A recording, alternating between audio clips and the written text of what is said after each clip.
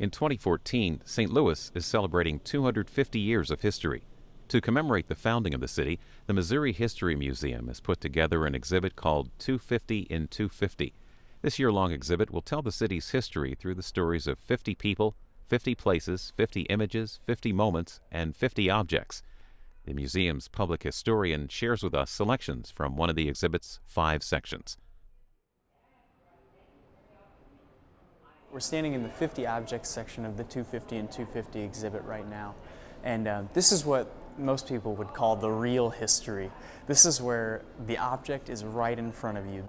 One of my favorite objects is the St. Louis City flag, seen right behind me here on the wall. The St. Louis City flag is really, it's a great object because a lot of people think it's 250 years old. But really the idea of cities having flags is a really recent thing. Baltimore became the first city to have its own flag in 1914, and St. Louis was one of the first the following year when they adopted a flag.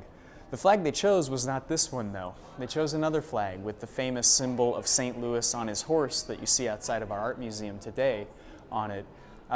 People ultimately though decided that flag was really ugly, and so in the 1960s they held a design competition to design a new flag for St. Louis. The flag that was chosen was designed by Yale art professor Theodore Sizer, and he was very careful in choosing a flag that he knew was going to be timeless in its aesthetic quality versus some kind of goofy thing that a lot of other cities were putting on theirs. Every piece on the flag has a very significant historical meaning. The 4 colors on the flag are red, white, blue, and yellow. Those are to represent the 4 empires that ruled over St. Louis since its founding. Spain, red, white, and yellow. Bourbon, France, blue and white. Napoleonic France, blue, red, and white. And then the United States with red, white, and blue. The flag's design is that 2 wavy bars are seen converging. Those represent the Missouri and the Mississippi rivers converging at St. Louis, which is represented by a large yellow disc. The large yellow disc is supposed to be a coin representing the Louisiana Purchase, which was finalized at St. Louis, and in the middle is the fleur-de-lis, which is the symbol of the city and the symbol of King Louis of France. So the flag was very carefully crafted. Theodore Sizer was actually told that he had to feature the statue of St. Louis on a horse in the flag, and he basically completely ignored that. His idea was, from far away, you can't tell if it's St. Louis, King Arthur, or Robert E. Lee. And so he just threw that right out the window and designed his own flag.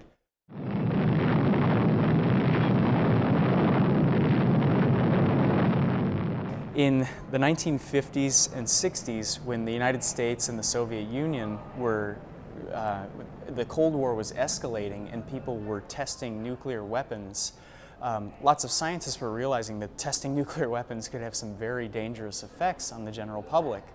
Well, in St. Louis, Washington University scientists began collecting children's teeth when they would go to the dentist and have teeth removed, or if their teeth fell out or something like that. And what they found was that analyzing these teeth, the levels of a radioactive isotope called strontium-90 was massively higher in children that were born after the nuclear testing had started from the children who were born before.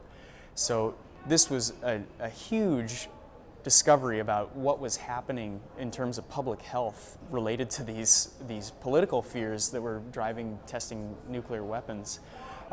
This is a baby tooth, which seems like kind of a strange thing to put in a museum. But this baby tooth has national significance.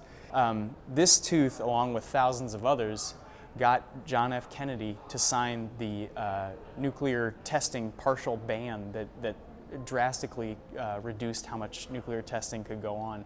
So while it's just a tooth, you could walk past this and never even notice it, this has a national story behind it.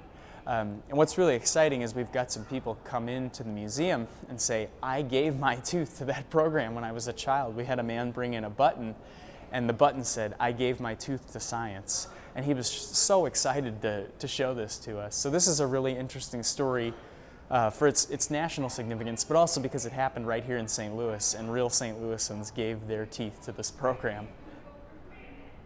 This is a hand-operated bottle corking machine. In the days before they had cans or bottle caps, they put corks in the top of bottles, and somebody had to sit on this thing and do it by hand. Brewing is such a huge part of St. Louis's history. It's an amazing story with lots of different breweries, and of course the most famous became Anheuser-Busch when they were the largest in the world. And in the era of Anheuser-Busch talking about millions of barrels produced each year, you know, we think they're producing so much beer. This is from an era when things were a little bit simpler, and it's fun to show people this object and kind of gauge their response.